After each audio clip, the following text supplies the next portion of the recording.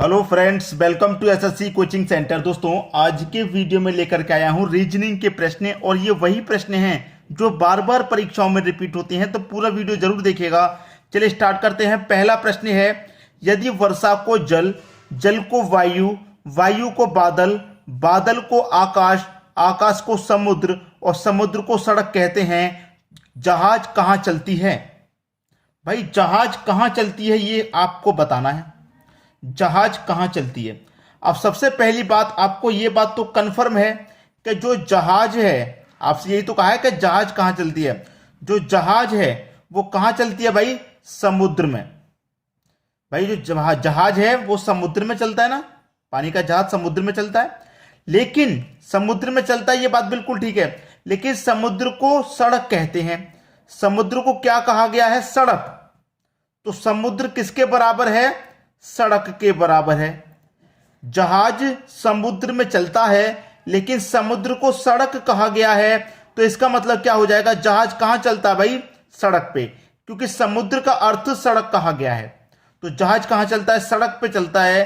C option आपका सही जवाब हो जाएगा। आपको पता है कि जहाज समुद्र में चलता है लेकिन समुद्र को सड़क कहा गया है, समुद्र को सड़क कह रहे हैं, तो इसका मतलब जहाज सड़क पे चलेगा। सड़क का मतलब समुद्र हो गया, समुद्र का मतलब सड़क।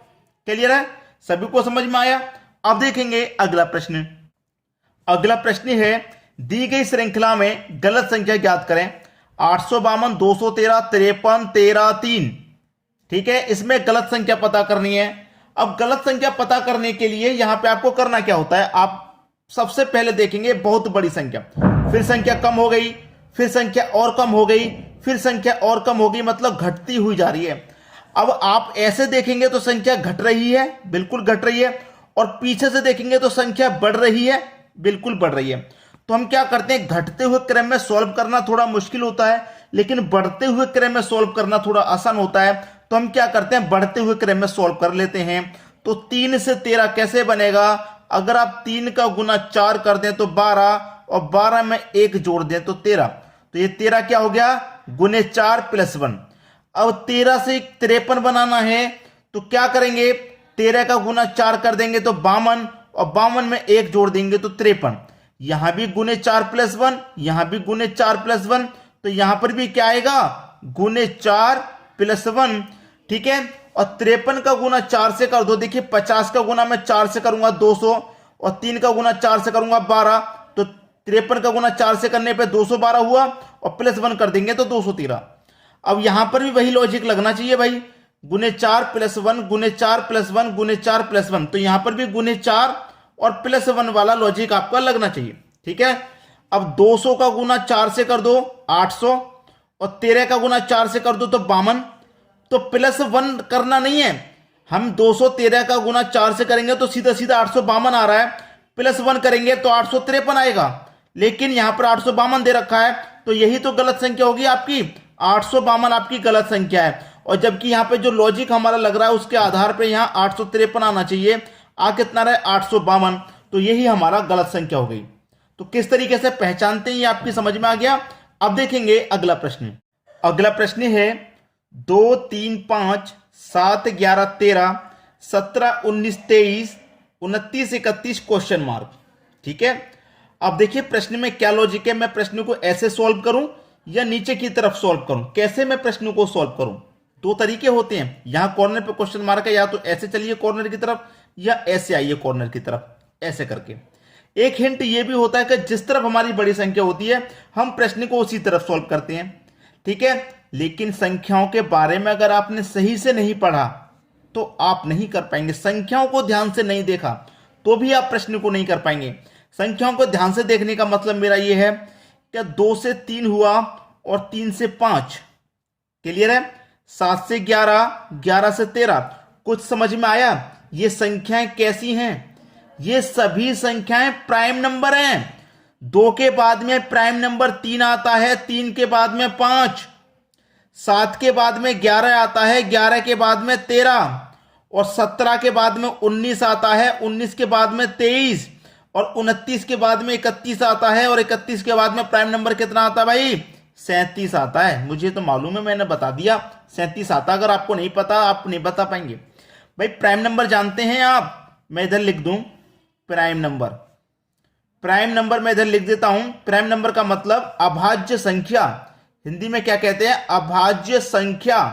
अभाज्य संख्या का मतलब है या तो स्वयं से डिवाइड होती है पूरी या एक से। जैसे मैं 19 को ही ले लेता हूं, तो इस 19 में या तो एक से डिवाइड जाएगा, एक से जाएगा, एक के अलावा 19 से जा सकता है और बीच में किसी संख्या से डिवाइड नहीं जा सकता। ये हमारी अभाज्य संख्या होती है। जैसे मैं 20 ले लूं, इस 20 में एक से चला जाएगा, 2 से भी, 4 से भी, 5 से भी, 10 से भी चला जाएगा। तो इस 20 में कितनी संख्याओं से जा रहा है, तो ये तो अभाज्य होगी नहीं। अभाज्य संख्या वो होती है जिसमें सिर्फ एक से जाएगा और स्वयं यानी कि खुद से जाएगा और कोई संख्या से वो पूरी पूरी नहीं कटेगी। ये संख्या हमारी अभाज्य होती है। तो ये सभी संख्या हमारी अभाज्य हैं। क्लियर है। अब देखेंगे अगला प्रश्न। अगला प्रश्न है आपका 5 4 141, 6 2 220, 7 3 क्वेश्चन मार्क। भाई ऐसे आपको बड़ी बड़ी संख्या नजर आ रही हैं, तो बड़ी संख्याओं तक पहुंचने का क्या तरीका होता है, या तो मल्टीप्लाई कीजिए या फिर स्क्वायर कीजिए या फिर क्यूब कीजिए। यही तरीका होता है बड़ी संख्या तक पहुंचने का। तो मैं 5 से 141 तक कैसे पहुंचूंगा, स्क्वायर करके तो नहीं पहुंच सकता, क्यूब कर सकता हूं। ठीक है, अगर मैं 5 का क्यूब कर दूं तो 125 होता है। ठीक है, 4 का भी क्यूब कर दूंगा तो बहुत ज्यादा हो जाएगा, 141 तक पहुंचना है। तो मैं क्या करूं, 4 का स्क्वायर, तो 4 का स्क्वायर कितना होता है, 16। अब 125 और 16 को जोड़ूंगा 141। दिमाग में तुरंत ये बात क्लिक होनी चाहिए कि मैं 5 का क्यूब करूंगा तब इसके पास तक पहुंचूंगा, और इसका क्यूब करूंगा तो ज्यादा पहुंच जाऊंगा, तो मैं पहले स्क्वायर करके देखूं। ये तुरंत बातें दिमाग से चलती हैं, दिमाग में क्लिक होती हैं। अब यहां का क्यूब, यहां का स्क्वायर, तो मैं यहां का क्यूब और यहां का स्क्वायर कर दूं।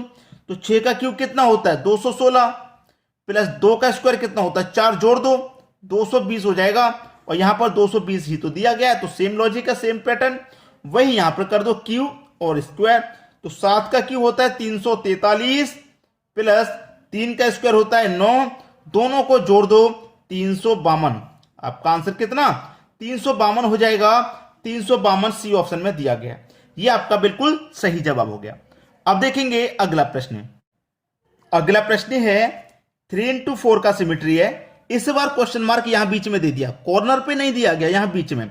और संख्याएं भी ऐसी नहीं है कि आपको बड़ी संख्या किसी तरफ दे दी आप उसी तरफ प्रश्न को सॉल्व करने की सोचें, ऐसा भी नहीं दिया गया। एवरेज संख्याएं सभी तरफ।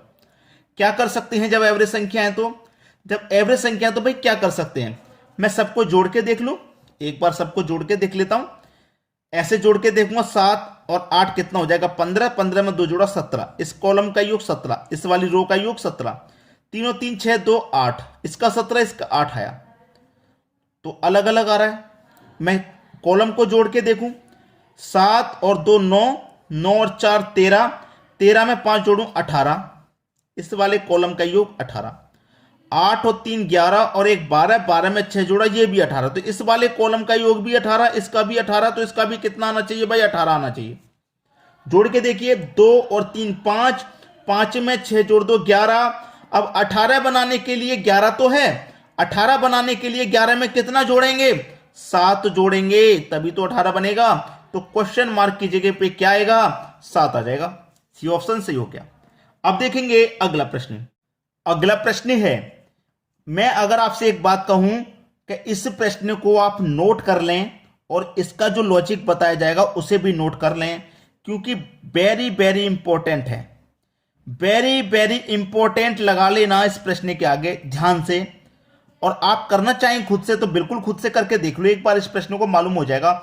एसएससी, आप जानते हैं एसएससी इतना आसान प्रश्न नहीं पूछता कभी भी, और ये एसएससी में पूछा गया प्रश्न है, और इसका जो लॉजिक है भाई कमाल कर दिया इसके लॉजिक ने, तो कमाल का लॉजिक। अब देखिए प्रश्न यहां पर लिखा हुआ है 2 1 1। मैं क्या करूं, पिछले प्रश्न के जैसे या तो ऐसे करके सबको जोड़ लूं क्योंकि बड़ी संख्या कहीं पे भी नहीं है, तो या फिर ऐसे कॉलम वाइज जोड़ लूं या रो वाइज। तो रो तो आपका अलग अलग है, कॉलम का जोड़ के देखूं, 6 8 और 6 14, 14 में 4 जो 18, 2 20, इसका 20 हो गया, इसका 4 और 3 7 और 2 9 1 10, इसका 10 हो गया। इसका अलग, इसका अलग, एक सेम आता पहले प्रश्न के जैसे तो ठीक था। लॉजिक है दोस्तों, याद रखना लॉजिक है। 2 से 4 हो गया, 2 में क्या किया, 2 जोड़ दिया 4, 4 से 6 हो गया, 4 में भी 2 जोड़ दिया 6, 6 से 8 हो गया, 6 में भी 2 जोड़ दिया 8। ठीक है, समझ में आ रहा है कुछ। 1 से 2 हो गया, 1 में 1 जोड़ा, 2 से 3 हो गया, यहां पर भी 1 जोड़ा, यहां 3 से 4 हो गया, यहां पर भी 1 जोड़ा। समझ रहे हैं आप प्रश्न को? यहां 2 जोड़ा था, यहां सब में 1 जोड़ा है। अब यहां देखिए कितना जोड़ा जा रहा है, 1 में 3 जोड़ा जा रहा है, 4 हो गया। अब यहां पर भी देखिए मैं 4 जोड़, देखिए यहां 2 जोड़ा गया, यहां 1 जोड़ा गया। प्रश्न का जो लॉजिक है उसे देखिए ध्यान से, सब कुछ जगह 2 सब जगह 1 अब यहां मैं 3 जोड़ूंगा तो 1 में 3 जोड़ा 4 और 4 में 3 जोड़ूंगा तो 7 आएगा, लेकिन 9 दिया क्या? यही फंस जाएगा बच्चा। यहां पर कितना जोड़ना पड़ रहा है भाई? 5 जोड़ना पड़ रहा है।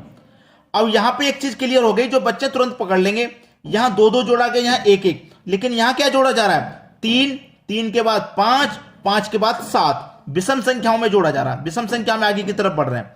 तो 9 में 7 अगर मैं जोड़ लूं तो कितना हो जाएगा भैया? 16। तो क्वेश्चन मार्क की जगह 16 आ जाएगा, जो कि सी ऑप्शन में दिया गया है। आसानी से समझ में आ गया? बहुत हार्ड प्रश्न था, और इसके पैटर्न पे जो प्रश्न आगे बनेंगे उन्हें आप अब कर पाएंगे, वरना पहले शायद मुश्किल होता था। अब देखेंगे अगला प्रश्न।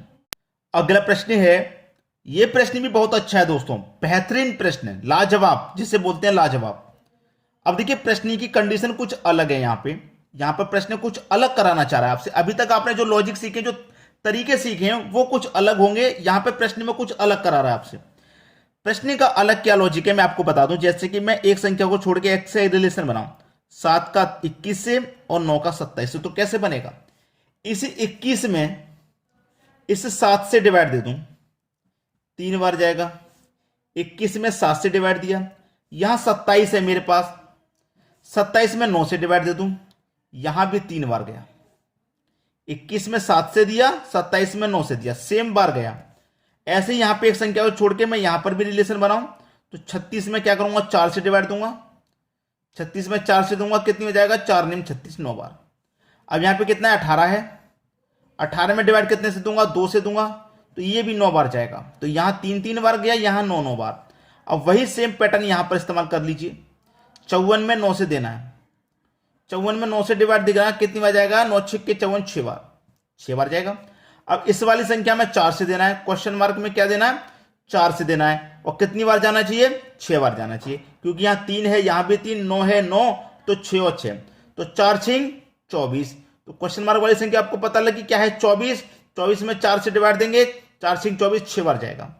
ठीक है, तो क्वेश्चन संख्या भैया पर क्वेश्चन मार्क वाली जगह 24 आ जाएगा। ये आपका बिल्कुल सही जवाब। समझ में आ गया? अब देखेंगे अगला प्रश्न। अगला प्रश्न, यह प्रश्न दोस्तों आपकी स्क्रीन पर लिखा हुआ है, और मैं इस प्रश्न को आपको देता हूं होमवर्क। आपके लिए यह प्रश्न होमवर्क है, आप मुझे कमेंट करके बताइएगा कि इस प्रश्न का आंसर क्या होगा। एक प्रश्न तो होमवर्क के लिए मिलना ही चाहिए, और यह प्रश्न ज्यादा कठिन नहीं है, मैं आपको बता दूं। मैं इतना कठिन होता तो मैं आपको करा देता। आसान है, लॉजिक को समझिए, पहचानिए क्या होगा। ठीक है दोस्तों, वीडियो देखने के लिए आपका बहुत बहुत धन्यवाद।